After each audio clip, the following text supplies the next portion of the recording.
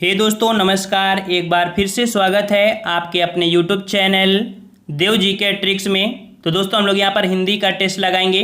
काफ़ी अच्छे आपके प्रश्न हैं और संभवता है कि आपके एग्ज़ाम में इस टेस्ट पेपर से काफ़ी प्रश्न आपको देखने को मिलेंगे। तो हम लोग यहाँ पर इस टेस्ट को सुपर फास्ट की तरीके हम लोग यहाँ पर सॉल्व करेंगे और देखेंगे कि आप लोगों की कितनी तैयारी यहाँ पर है। ये समझिए कि इस क्लास को हम लोग रिवीजन क्लास ले रहे हैं क्योंकि इस टेस्ट पेपर को हमने बहुत पहले आपको सॉल्व भी करवाया था। तो सभी का जवाब और सभी प्रश्नों का बिल्कुल सही आना चाहिए। और जो लोग यहाँ पर यूपीएसआई या लेखपाल की तैयारी करना चाहते हैं वो चैनल से ज़रूर जुड़िएगा। साथ में लेखपाल के प्रैक्टिस सेट जो कि आपके ग्रामीण परिवेश से हैं उनको भी आप सॉल्व करते रहिएगा। प्लेलिस्ट में हमने वहाँ पर आपके सभी आपके प्लेलिस्ट में देखने को मिल जाएंगे। चलिए आवाज़ आ रही है ना? आवाज़ आ रही है? चलिए तो स्टार्ट करते हैं। बिल्कुल फास्ट में रहना है और जो लोग नए हैं वो लोग चैनल को सब्सक्राइब कर लें और वीडियो लाइक करें। चलिए यहाँ पर आपका प्रश्न दिया गया है कि हिंदी से ठीक पहले की भाषा थी। चलिए यहाँ पर 55 का जवाब देना है कि हिंदी से ठीक पहले की भाषा कौन थी। चलिए यहाँ पर जवाब काफ़ी बच्चों को आ चुका है और यहाँ पर आपका सही जवाब क्या हो जाएगा। तो यहाँ पर याद रखिएगा सबसे पहले आपकी कौन सी आई थी? आपकी संस्कृत आई थी। संस्कृत के बाद आपकी पाली आई थी, फिर आपकी प्राकृत, फिर आपकी अपभ्रंश, अपभ्रंश के बाद अव्वाहट, अव्वाहट के बाद कह सकते हैं आपकी हिंदी। तो इसका मतलब है कि ये आपकी अपभ्रंश। तो जिसका जवाब यहाँ पर आपका डी है, बिल्कुल सही जवाब हो जाएगा अपभ्रंश। नेक्स्ट क्वेश्चन है कि इनमें से कौन सी बोली बिहारी उपवर्ग की है। यहाँ पर बताना है कि बिहारी हिंदी के अंतर्गत आपकी कौन सी यहाँ पर उपभाषा के अंतर्गत आती है।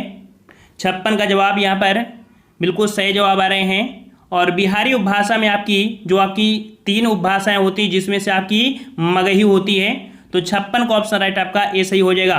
नेक्स्ट क्वेश्चन है कि हिंदी का विकास अपभ्रंश के किस रूप से हुआ है।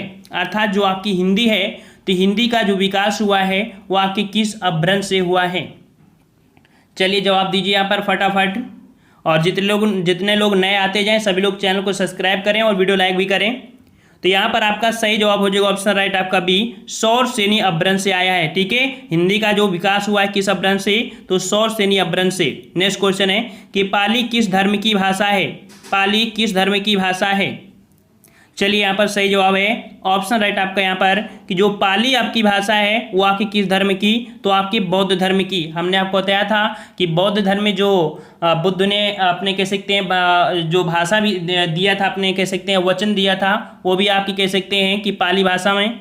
और कह सकते हैं जो ग्रंथ भी है वो आपके पाली भाषा में, अर्थात जो बौद्ध धर्म संबंधी था वो आपके पाली भाषा से। ठीक है, और जो जैन धर्म थे, जैन धर्म है तो जैन धर्म में क्या होता था, वो लोग कह सकते हैं कि आपकी जो भाषा होती है कौन सी? आपकी प्राकृत भाषा। तो जितने भी जैन ग्रंथ हैं वो आपके प्राकृत भाषा में हैं। ठीक है, और अगला क्वेश्चन यहाँ पर है कि देवनागरी वर्णमाला में कुल कितने वर्ण हैं। देवनागरी वर्णमाला में कुल कितने वर्ण हैं।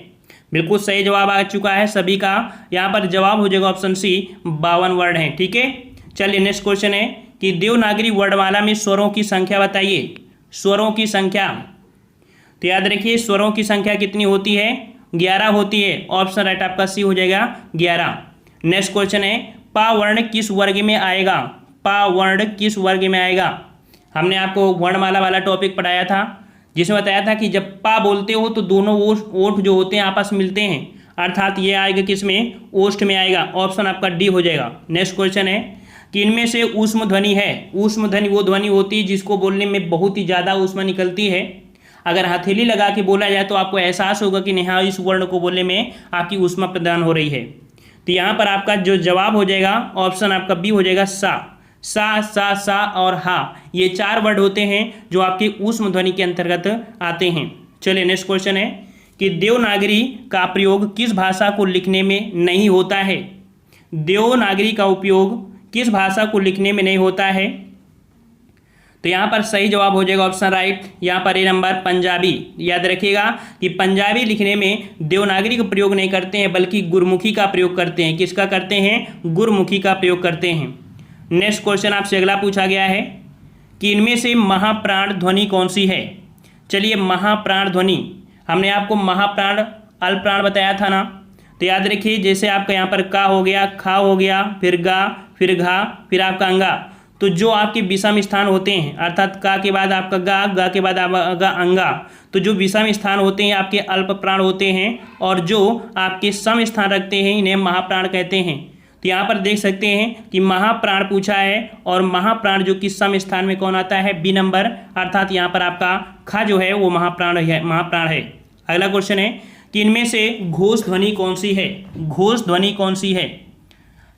यहाँ पर सही जवाब बताइए। देखो हमने बताया था अघोष और घोष, है ना।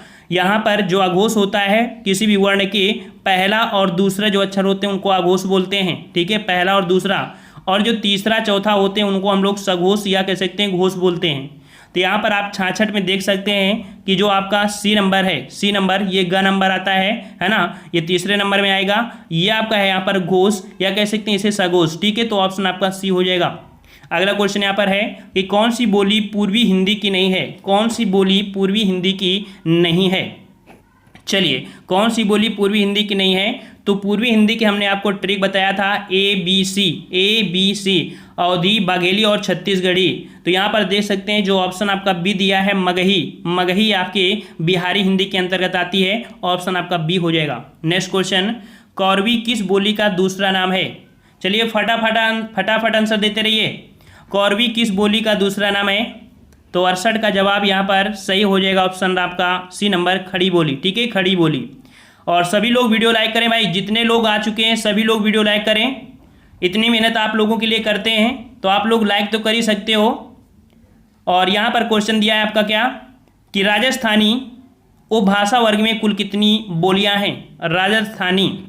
राजस्थान में हमने आपको बताया था आपकी 4 बोलियाँ होती हैं, ठीक है, आपके पूरा पश्चिम उत्तर दक्षिण में आपकी कह सकते हैं 4 बोलियां, तो ऑप्शन आपका यहाँ पर ए हो जाएगा 4, ठीक है। और अगला क्वेश्चन यहाँ पर है कि ब्रज भाषा किस उपभाषा वर्ग में आती है। ब्रज भाषा, जो आपकी ब्रज भाषा है, ब्रज, तो ये आपकी किस में आएगी, ब्रज भाषा। तो याद रखिए ब्रज भाषा आपकी पश्चिमी हिंदी के अंतर्गत आती है, याद रखिएगा किस हिंदी के अंतर्गत, तो आपकी पश्चिमी हिंदी के अंतर्गत आपकी आती है ब्रज भाषा, ठीक है। और आपको पता है ब्रज क्षेत्र के जैसे कह सकते हैं मथुरा और आपकी यूपी में भी पश्चिम हो जाएगा, है ना। तो इसे याद रखना कि आपकी पश्चिमी हिंदी के अंतर्गत ब्रज भाषा आता है। अगला क्वेश्चन है कि हिंदी भाषा का विकास कब से माना जाता है। हिंदी भाषा का विकास कब से माना जाता है। सही जवाब यहाँ पर आपका हो जाएगा बी नंबर, 1000 ईस्वी, ठीक है, 1000 ईस्वी से हिंदी भाषा का विकास माना जाता है। नेक्स्ट क्वेश्चन है कि हिंदी से ठीक पहले की भाषा थी, हिंदी से ठीक पहले की भाषा थी, कौन सी भाषा थी आपकी। तो यही अभी क्वेश्चन आपका देखने को मिला था कि हिंदी से पहले की जो आपकी भाषा थी वो आपकी अपभ्रंश भाषा थी, ठीक है, ऑप्शन आपका सी हो जाएगा, अपभ्रंश भाषा। अगला क्वेश्चन है कि अवधी किस वर्ग की बोली है। अवधी किस वर्ग की बोली है। अभी अवधी, बघेली और छत्तीसगढ़ी हमने बताया था कि ये पूर्वी हिंदी के अंतर्गत आती हैं। तो यहाँ पर देख सकते हैं कि अवधी जो आपकी यहाँ पर है, अवधी जो किस वर्ग में आती है, तो पूर्वी हिंदी में आती है, ऑप्शन आपका बी हो जाएगा। नेक्स्ट क्वेश्चन है कि भोजपुरी बोली किस उपभाषा में आती है। भाई फटाफट आंसर देना है, जितनी स्पीड में हम बोल रहे हैं उतनी स्पीड में आपको आंसर भी देना है कि भोजपुरी बोली किस उपभाषा में आती है। तो जवाब यहाँ पर बिल्कुल सही है कि भोजपुरी आपकी आती है बिहारी हिंदी के, ऑप्शन आपका ए हो जाएगा। नेक्स्ट क्वेश्चन है कि हिंदी बोलने वालों की अनुमानित संख्या कितनी है। हिंदी बोलने वालों की अनुमानित संख्या कितनी है। सही जवाब हो जाएगा ऑप्शन आपका बी, 70 करोड़, ठीक है, 70 करोड़, ऑप्शन आपका बी हो जाएगा। नेक्स्ट क्वेश्चन आपका है कि संविधान में हिंदी किस रूप में स्वीकृत है। संविधान में हिंदी किस रूप में स्वीकृत है। सही जवाब क्या हो जाएगा आपका, तो यहाँ पर 76 का ऑप्शन राइट आपका, याद रखिएगा राजभाषा है, राजभाषा, याद रखिएगा राजभाषा, ठीक है, राजभाषा के रूप में स्वीकृत की गई थी।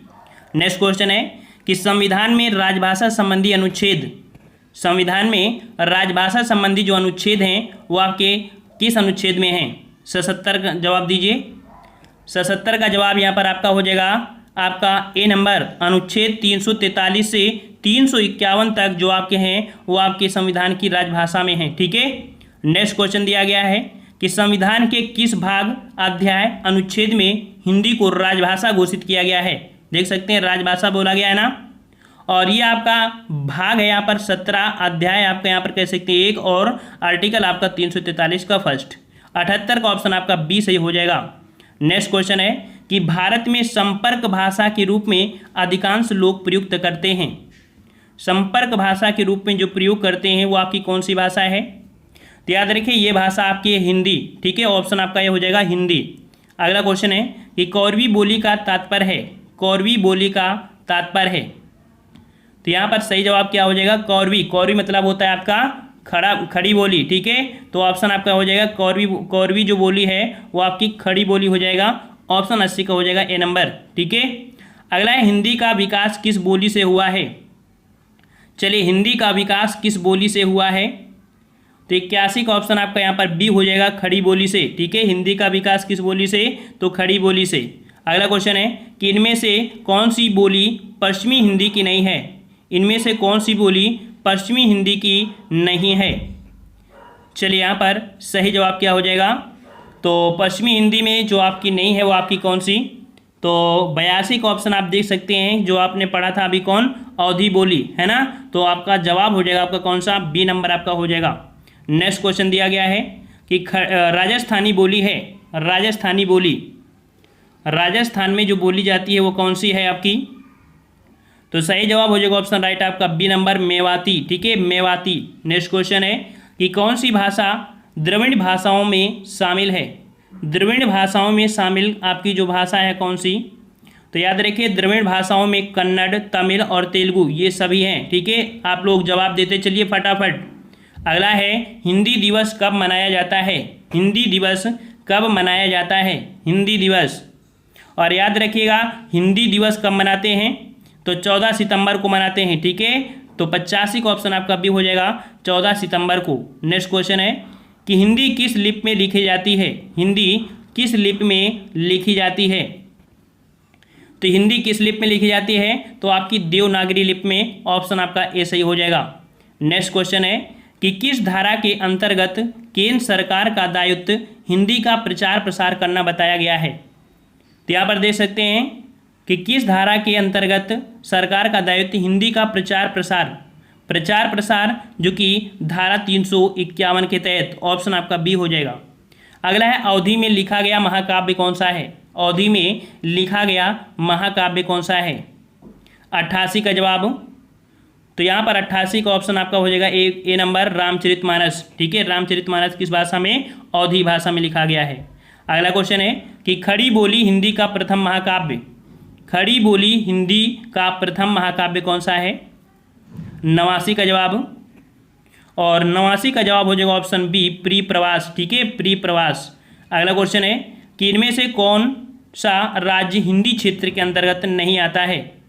तो हिंदी के क्षेत्र के अंतर्गत आप कह सकते हैं कि 10 आपके राज्य हैं जिसमें हिंदी बोली जाती है, और यहाँ पर जो आपका जम्मू कश्मीर है ये आपकी हिंदी से अंतर्गत नहीं आता है। ठीक है, अगला क्वेश्चन यहाँ पर है कि किस तिथि को हिंदी को राजभाषा बनाने का निर्णय लिया गया? किस तिथि को लिया गया था? तो यहाँ पर 14 सितंबर 1949, जो कि ऑप्शन आपका सी हो जाएगा, 14 सितंबर 1949। नेक्स्ट क्वेश्चन है कि वर्ष 1955 ईस्वी में गठित प्रथम राजभाषा आयोग के अध्यक्ष थे। वर्ष 1955 में गठित प्रथम राजभाषा आयोग के अध्यक्ष थे, कौन थे यहाँ पर? तो यहाँ पर आपका सही जवाब क्या हो जाएगा? सही जवाब हो जाएगा ऑप्शन राइट आपका ए नंबर, बीजी खेर। ठीक है, बीजी खेर। अगला क्वेश्चन है कि भारतीय संविधान की 8वीं अनुसूची में शामिल भाषाओं की संख्या, 8वीं अनुसूची में शामिल भाषाओं की संख्या कितनी है? तो यहाँ पर आपका सही जवाब कितना हो जाएगा? तो 93 का ऑप्शन राइट आपका डी हो जाएगा, 22। ठीक है, 22 आपकी हैं। अगला क्वेश्चन है कि हिंदी की आदिजन्नी है। हिंदी की आदिजन्नी, अभी हमने बताया था कि हिंदी जो उत्पत्ति हुई है सबसे पहले संस्कृत आई है, फिर आपकी पाली, फिर प्राकृत, फिर अपभ्रंश, फिर अव्वाहट, फिर आपकी हिंदी। अर्थात हिंदी जो निकली कहाँ से? तो आपके संस्कृत से। इसलिए हिंदी की आदिजन्नी किसे बोलते हैं? तो आपके संस्कृत बोलते हैं। नेक्स्ट क्वेश्चन है कि 8वां विश्व हिंदी सम्मेलन 2007 ईस्वी का आयोजन कहाँ हुआ था?